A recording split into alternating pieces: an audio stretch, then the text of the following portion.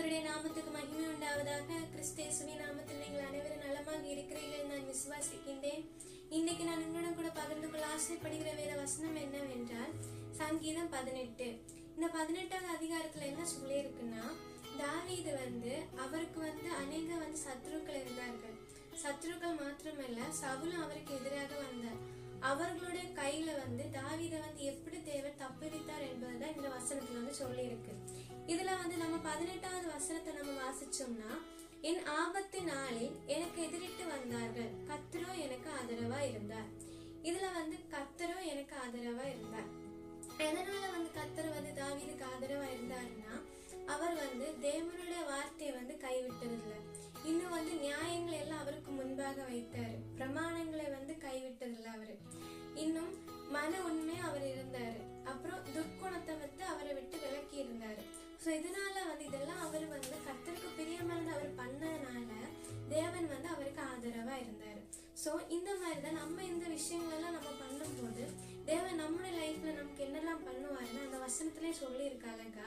கீழே உள்ள வசனத்துல எல்லாம் அழகா சொல்லி இருக்கு. எப்படின்னா, அவர் நம்மள நம்ம அவர்கிட்ட போய் கூப்பிடும் போது அவர் நமக்கு கேடகமா இருப்பார். அது மாத்திரமல்ல, அவரோட வலது கரை நம்மளே தாங்கும். எப்போல்லாம் நம்ம டிப்ரெஷன் அடிக்கிறோமோ, கீழே போறோமோ, நம்ம விழுந்து போற அந்த நிலைமையில கூட அவரோட வலது கரை நம்மளே தாங்கும். அது மாத்திரமல்ல, அவர் என்னன்னா அவருடைய காருண்யம் நம்மள பெரியவனாக்கும். அப்படின்னா அவரோட காருண்யம், அவரோட கிருபை, அவரோட தயவு நம்மள பெரியவனாக்கும். அது மாத்திரமல்ல, இன்னும் நமக்கு அநேக சத்ருக்கள் இருக்கலாம். அவர்களை நம்மளுடைய கால் அடியில கால் கீழே கொண்டு வருவாரு. நம்மள பணிந்துக்கும். அப்படின்னா எவ்வளவு பெரிய சத்ருக்களா இருந்தாலும், எவ்வளவு பெரிய எதிரிகளா இருந்தாலும், நம்ம தேவனுடைய பிள்ளைகளுக்கு நமக்கு எதிராக வந்தாங்கன்னா அவரை நமக்கு கால் கீழே கொண்டு வருவார். சரிங்களா? இன்னும் அது மாத்திரமல்ல, நம்ம அவருக்கு அவரோட சித்தத்தை நம்ம செய்யும் போது அவர் எப்பவுமே அவரோட பிரியமான நம்ம செய்கிறபடி அவர் நம்ம என்ன பண்ணுவாருன்னா நம்ம கூடவே வருவாரு. சின்ன சின்ன ஏதாச்சும் ஒரு விஷயம் வந்தா கூட அவர் நம்ம கூடவே இருந்து நம்மள கரத்தை பிடித்துட்டு நடப்பாரு. இன்னும் சங்கீதம் அது 18வது அதிகாரத்துல 41வது வசனம் என்ன, அவர்கள் கூப்பிடுகிறார்கள், அவர்களை ரட்சிப்பற ஒருவரும் இல்லை அப்படின்னு அவங்க கூப்பிடுறாங்க. அவங்களை ரட்சிக்க யாருமே இல்லை. ஏன்னா அவங்க எதனால தேவன் அவங்களை ரட்சிக்கலைன்னா, அவங்க கை வச்சது என்னன்னா தேவனுடைய பிள்ளை மேல. அதனால தேவன் அவர்களை ரட்சிக்கல.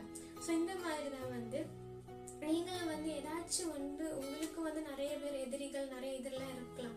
ஆனா என்னன்னா, நீங்க அவங்களுக்கு எதிராக நீங்க எதுவும் பண்ண வேண்டாம். நீங்க அமைதியா இருங்க. தேவன் உங்களுக்காக யுத்தம் பண்ணுவாரு. சோ இந்த வசனத்தினால தேவன் உங்களை ஆசீர்வதிப்பாராக.